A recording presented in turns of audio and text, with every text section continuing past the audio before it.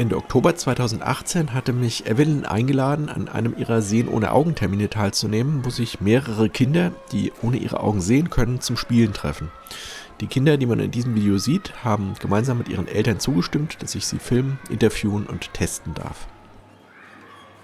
Zunächst habe ich hier knapp 8 Minuten an Eindrücken von den Kindern beim Spielen, Klettern, Fußballspielen und allen möglichen anderen Aktivitäten zusammengestellt.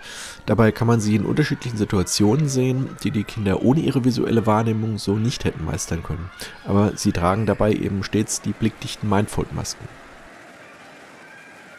Anschließend folgen Interviews mit den Kindern, an deren Ende ich jeweils ein paar kurze Tests ihrer Fähigkeiten durchgeführt habe.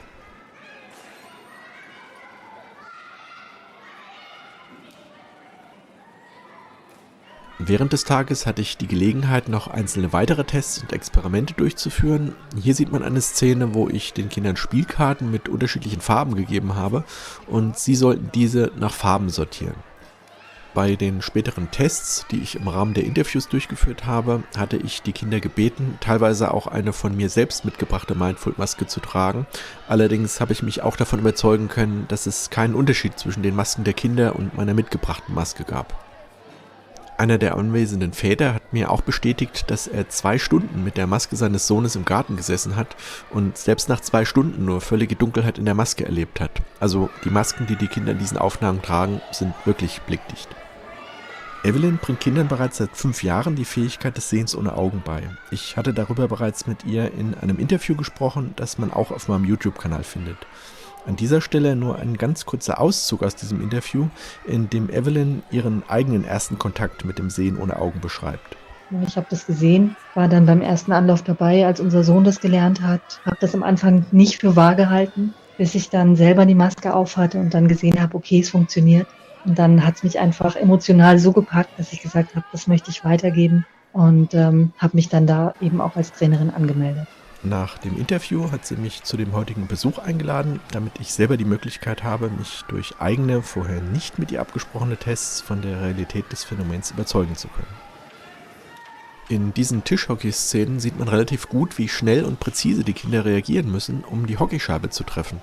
Das hat allerdings nicht immer perfekt geklappt, was vermutlich zum Teil daran liegt, dass nicht alle Kinder über ein völlig durchgängiges Gesichtsfeld beim Sehen ohne Augen verfügen.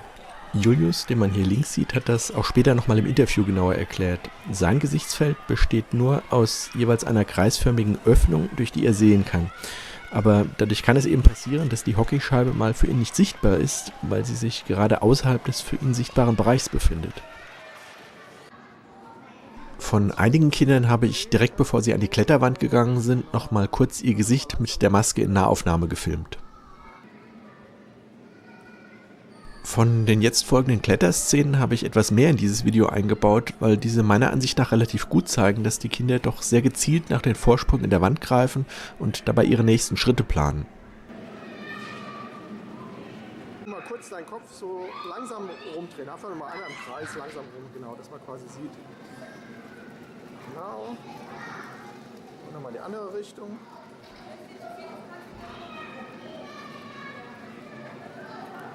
Okay, gut, danke. Zu dieser Kletterszene sagt Lenny später im Interview noch etwas Interessantes. Und zwar, wenn er durch die Maske schaut, wirken die Klettervorsprünge etwas näher, als sie wirklich sind. Er hat also quasi ein leichtes Zoom beim Sehen ohne Augen aktiviert. Wenn man Lenny genau beobachtet, sieht man, dass er zwar mit den Händen relativ zielsicher nach den Vorsprüngen greift, aber mit den Füßen oft den Vorsprung näher vermutet, als er wirklich ist. Da seine Hände sehr nah bei seinen Augen sind, scheint mir der Abstandsunterschied kaum eine Rolle zu spielen, aber bei seinen Füßen macht er sich dann eben doch bemerkbar. Das ist zumindest meine Interpretation. Ich möchte diese etwas längeren Kletterszenen noch für einen erklärenden Kommentar nutzen. Um besser zu verstehen, was die Kinder wirklich sehen, wenn sie durch die Maske gucken und ihre Aussagen im späteren Interview dazu besser einordnen zu können, hatte ich mich im Nachgang länger mit der Mutter von Julius unterhalten, die selber das Sehen ohne Augen gelernt hat. Sie hat das folgendermaßen beschrieben.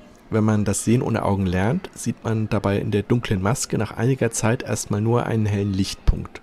Wenn man dann länger übt, dehnt sich dieser Lichtpunkt mit der Zeit aus und wird langsam größer, wobei die sich dabei bildende Fläche transparent wird und man dadurch quasi ein Guckloch hat, mit dem man durch die Maske hindurchschauen kann. Dieses Guckloch wird bei längerem Training immer größer, bis man dann irgendwann großflächig durch die gesamte Maske hindurchsehen kann. Dabei kann es sein, dass man zunächst nur in einem Auge so ein Guckloch hat und erst nach einiger Zeit derselbe Prozess beim anderen Auge abläuft. Speziell in der Anfangsphase, wenn die Gucklöcher noch klein sind, ist es deshalb nicht möglich, mit beiden Augen gleichzeitig durch beide Gucklöcher zu schauen. Somit fehlt am Anfang die 3D-Sicht, die erst funktioniert, wenn die Löcher groß genug geworden sind, um gleichzeitig durch beide Löcher schauen zu können. Wie schnell die Gucklöcher unmittelbar nach dem Aufsetzen der Maske größer werden, scheint individuell unterschiedlich zu sein und von Übung abzuhängen. Bei Julius' Mutter dauert es teilweise mehrere Minuten, bis das erste Guckloch aufgeht. Bei den Kindern konnte ich selber sehen, dass es nur wenige Sekunden dauert. Weiterhin hat Julius' Mutter auch das bestätigt, was ich gerade zu Lenny gesagt hatte, nämlich, dass es beim Sehen durch die Maske einen leichten Größenunterschied bei der Wahrnehmung gibt, was speziell bei so einfachen Handlungen wie dem Laufen gewisse motorische Koordinationsprobleme bereitet. Ja, greif an, Lenny, jawohl.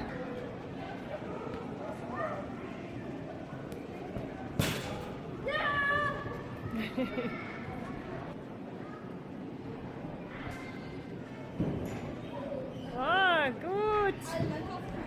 Jetzt gehst du mal ins Tor.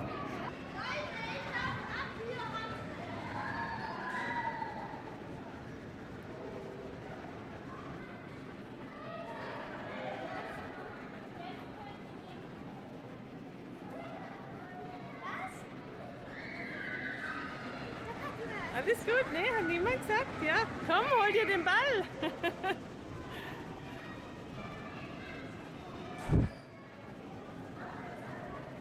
Ja, hui.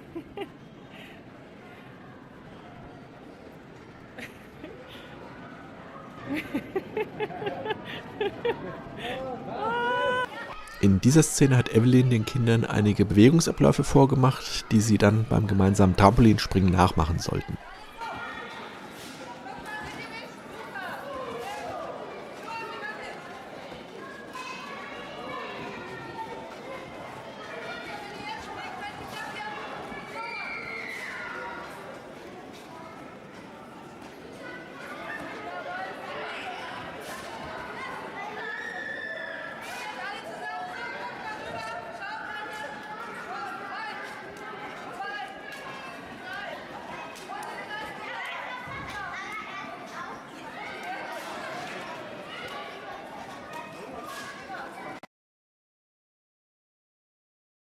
Also ich bin Emily und ich bin 13 Jahre alt.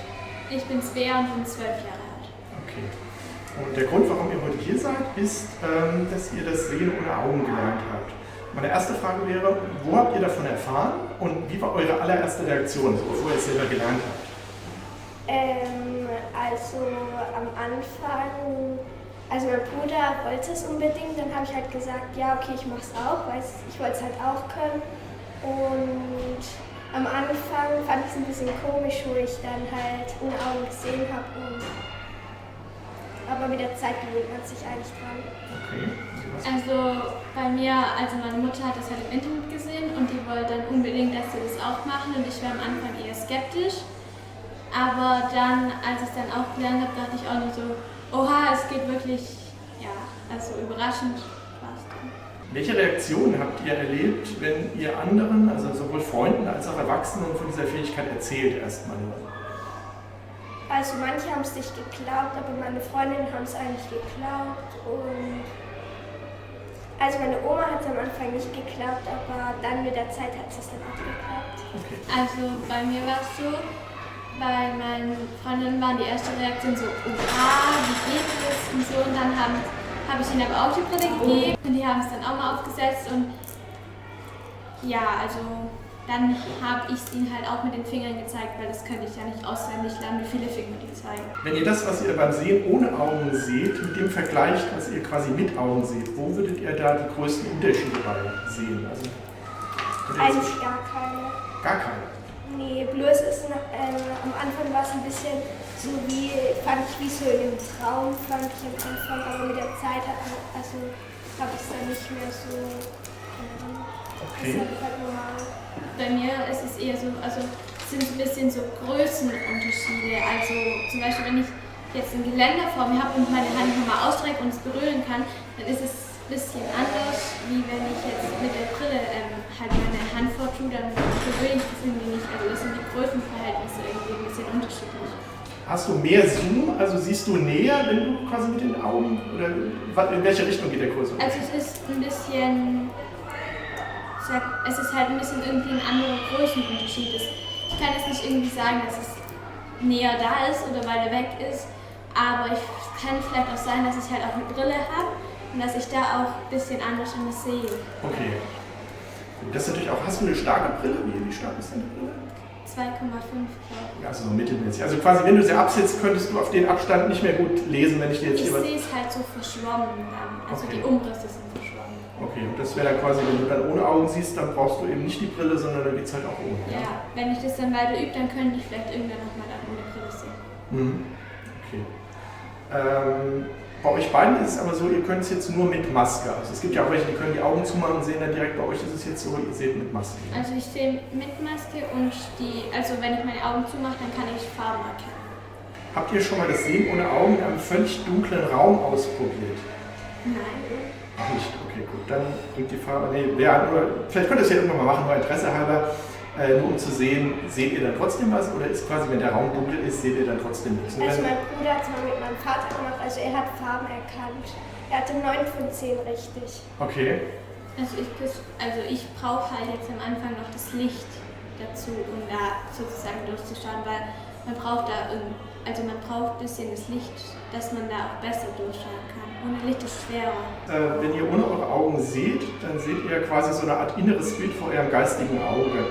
Habt ihr schon bevor ihr das Sehen ohne Augen gelernt habt, bereits solche inneren Bilder wahrgenommen, die ihr quasi nur wahrnehmt, wenn ihr euch irgendwas in der Fantasie vorstellt? Ist das quasi dieselbe Leinwand in Anführungsstrichen, auf der ihr ohne Augen seht und auf der ihr fantasievolle Sachen seht? Oder wie ist das bei euch?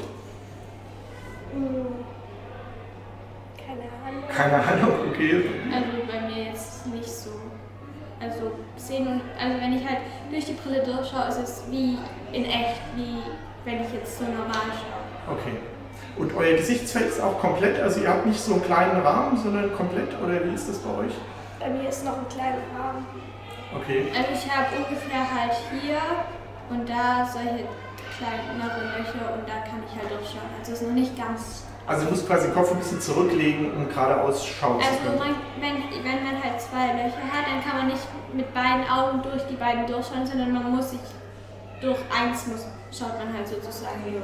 Hat sich durch das Sehen ohne Augen irgendwas in eurem Leben verändert, das wo ihr jetzt gar nicht sagen würdet, das war ein direkter Zusammenhang, da habe ich Sehen ohne Augen gelernt und dann kam die Veränderung. Gab es da irgendeine Sache, die da zufällig mit zusammengefallen ist? Also ich bin sozusagen, ich bin nicht mehr so schüchtern. Ich war früher ein bisschen mehr schüchtern und jetzt nicht mehr so arg. Also eine gewisse Selbstsicherheit, einfach dadurch, dass du was kannst, was vielleicht andere nicht können, nach dem Motto, cool, das kann ich, und das hat sich auch auf andere Bereiche ausgewirkt. Mhm.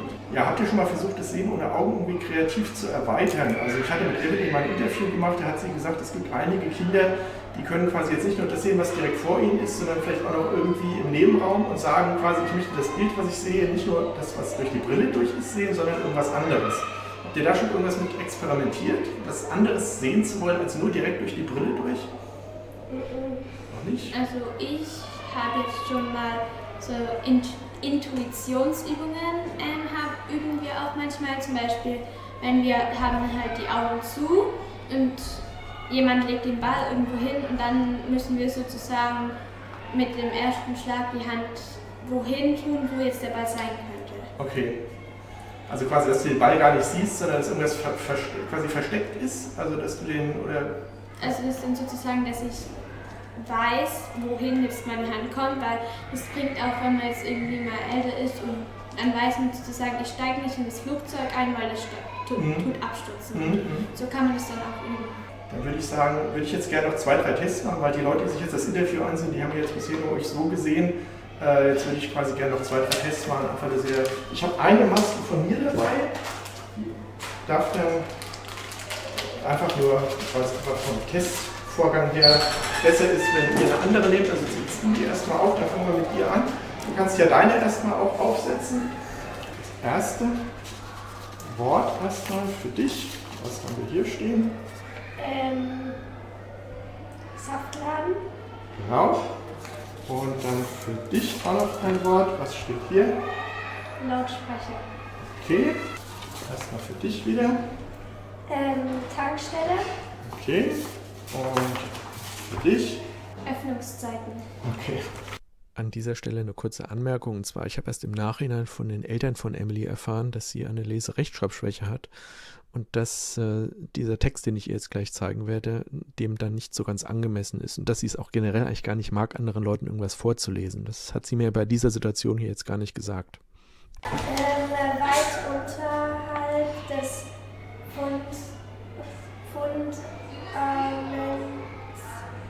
ihres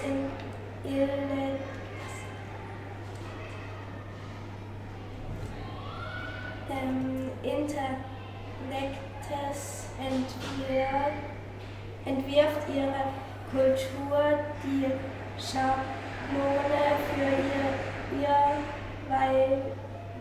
Weltbild der grundlegenden Glaubenssätze, die ihre Wahrnehmung der Existenz definieren. Perfekt. Okay.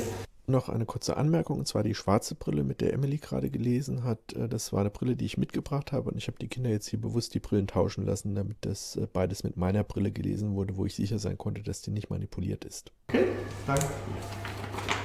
Die grundsätzlichen Annahmen, die unsere Vorstellung der Realität stützen, werden überhaupt nicht als Annahmen angesehen. Sie werden ohne zu hinterfragen als die plausibelsten aller Fakten akzeptiert. Perfekt. Das war's. Herzlichen Dank für eure Zeit. Danke. Ich heiße Julian und bin 9 Jahre alt. Ich bin der Julius und ich bin 10 Jahre alt. Ich bin der Lenny und bin auch 10 Jahre alt. Okay.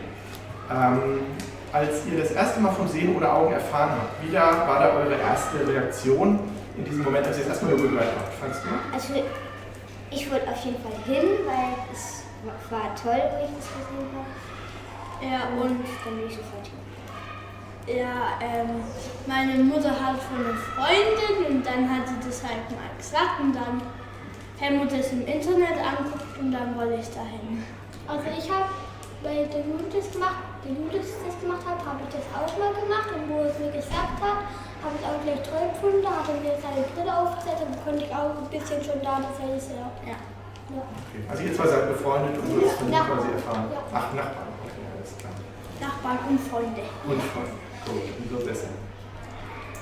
Dann die Frage, wie hat sich die Fähigkeit seit diesem ersten Besuch bei der Evelyn bis heute verändert? Weil es war ja wahrscheinlich nicht so, dass ihr sofort alles gesehen habt, sondern so schrittweise. Könnt ihr das ein bisschen beschreiben, wie sich das entwickelt hat? Also ich habe als erstes Punkte gesehen durch die Brille und dann habe ich zu langsam dann alles gesehen, also um mein Umfeld.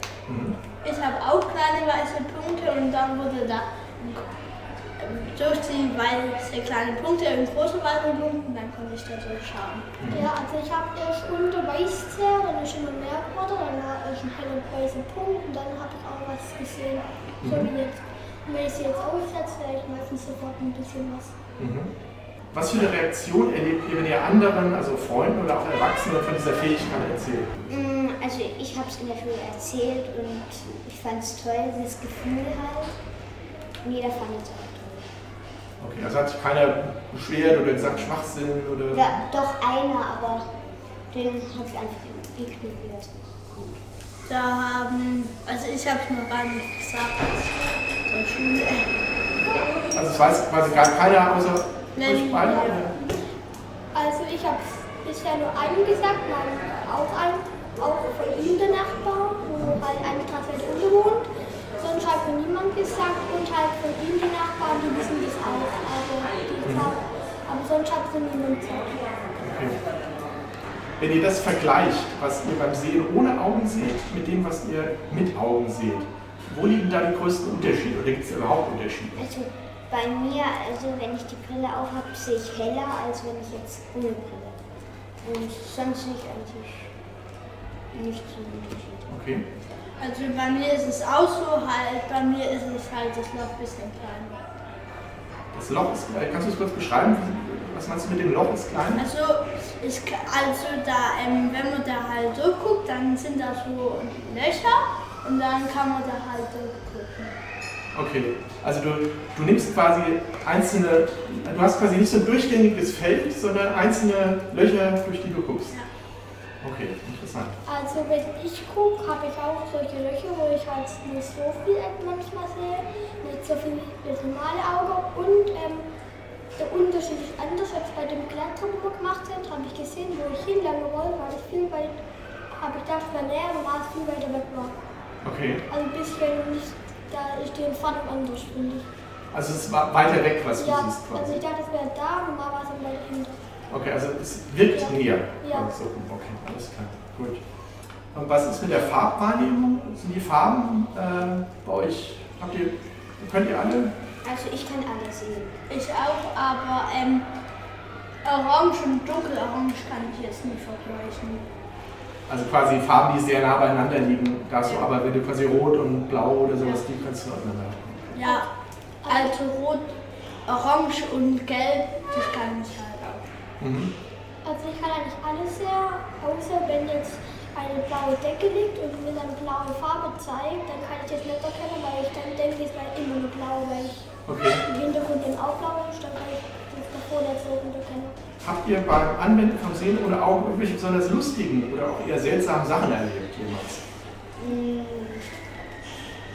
Ich weiß nicht mehr, weil es ja schon länger her ist, ich weiß nicht mehr. Okay, bei dir irgendwas? Ja,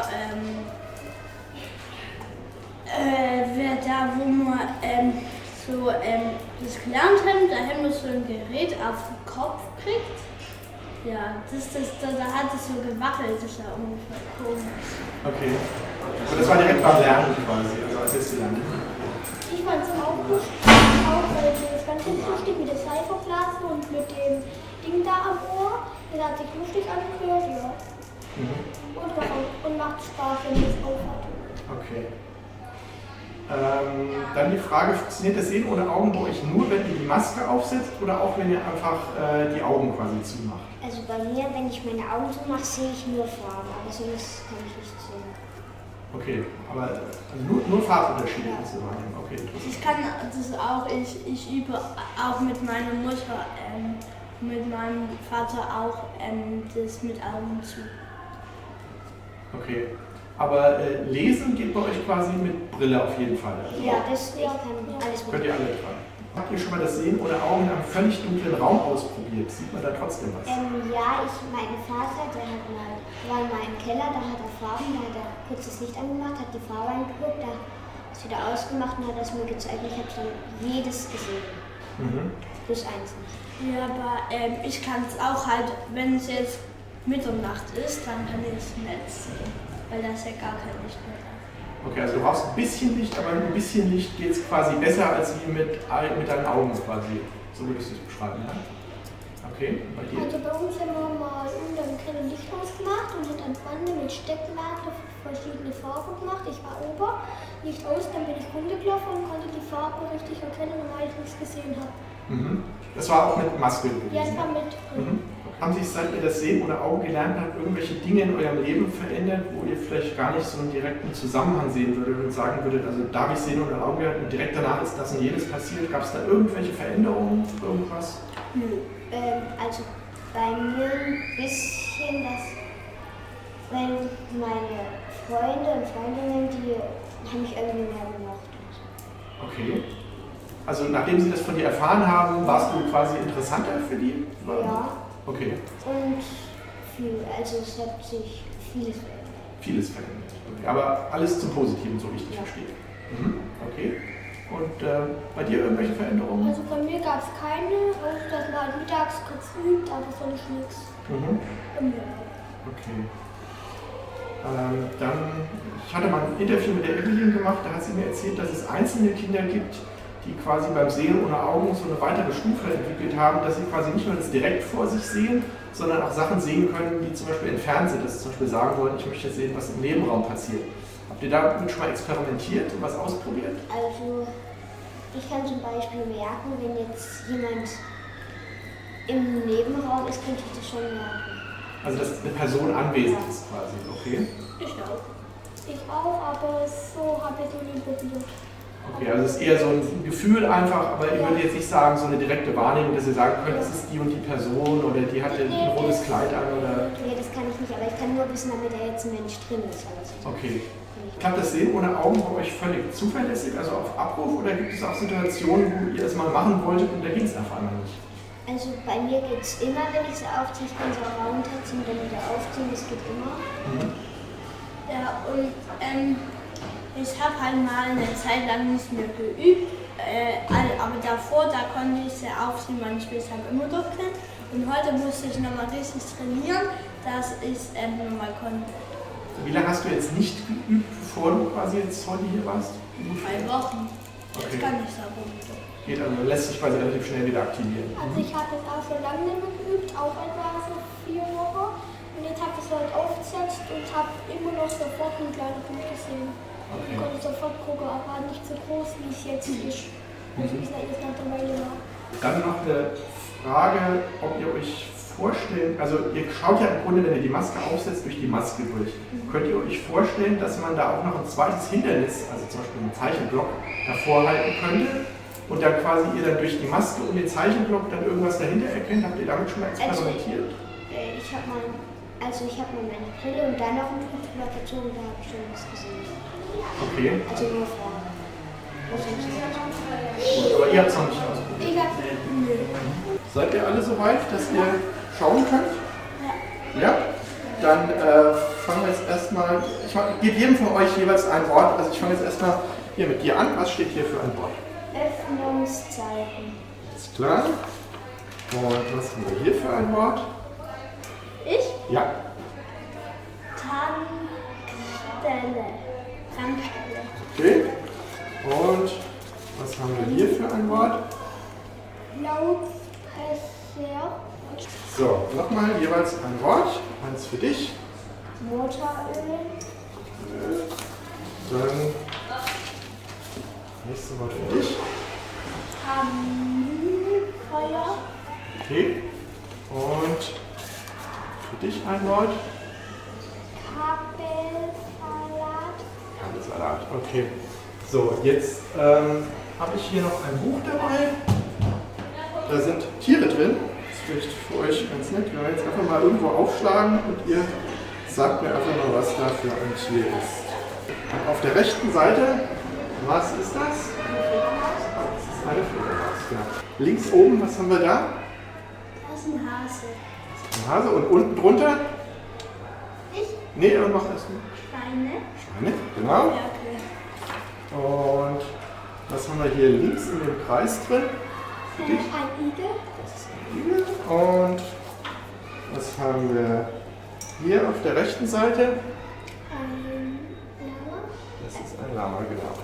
Schauen wir nochmal hier, was haben wir hier auf der Eine Katze. Eine Katze. Mal gucken, was haben wir hier rechts oben?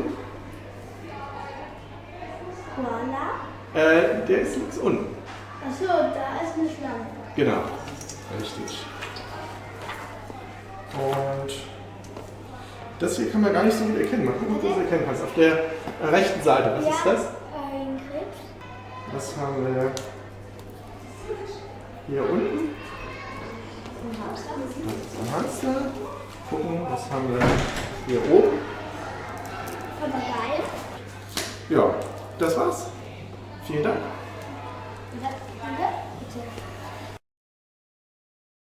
Also mein Name ist Ute Bauer, ich bin Heilpraktikerin hier in Mühlacker und seit April letzten Jahres bin ich erste Vorsitzende hier im Naturheilverein Mühlacker. Also sie hat bei uns schon mal einen Vortrag gehalten und das Thema hat mich halt fasziniert, weil ich denke, sowieso grundsätzlich ist es viel mehr möglich, als man so gemeinhin denkt. Ja.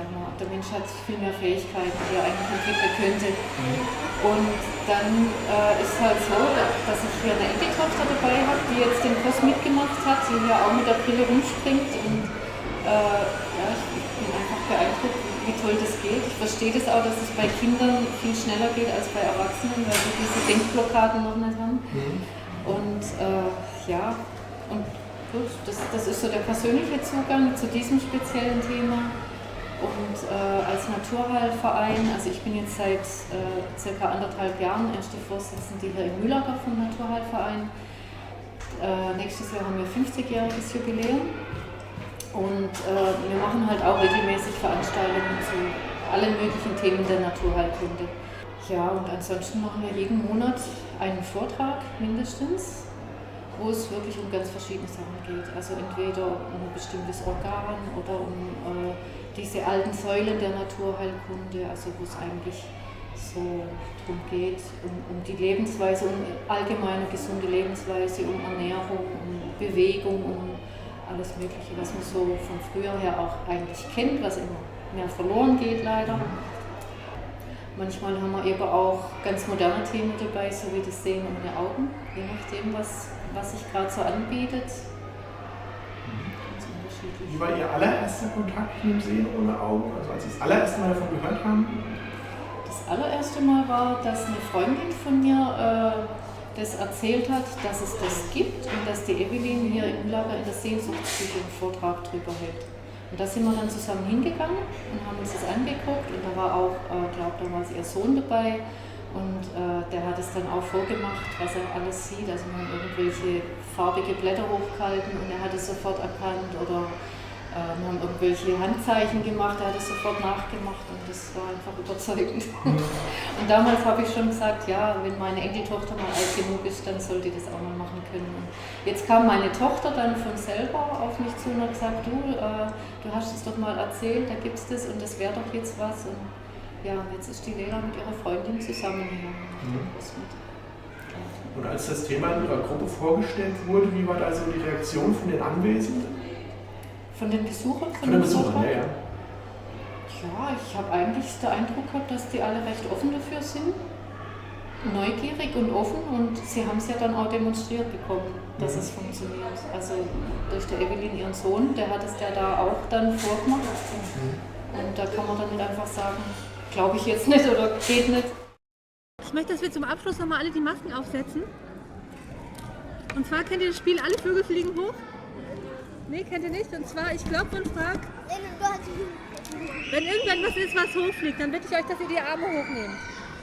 Wenn das nicht hochfliegt, dann lasst die Arme unten. Einverstanden? Okay, aber wir klappern alle zusammen. Masken auf. Achtung, fertig. Alle Vögel fliegen hoch. Super. Alle Elefanten fliegen hoch. Nein, da fliegt keiner. Alle Fledermäuse fliegen hoch. Jawohl, super. Und alle Schlangen fliegen hoch. Super, sehr gut. Okay, wir haben Spiele heute gemacht. Was habt ihr für Ideen, wie ihr zu Hause spielen könnt mit der Maske? Was könnt ihr zu Hause machen mit der Maske? Salome, was spielt ihr zu Hause mit der Maske? Also ich könnte Seilspringen mit der Maske. Was noch? Svea, was hast du für Ideen? Fußball mit der Maske. Puzzle machen ist auch super. Noch eine Idee? Trampolinspringen. Gerade. Deine Idee. Verstecken, prima. Roller und Fahrrad fahren, prima.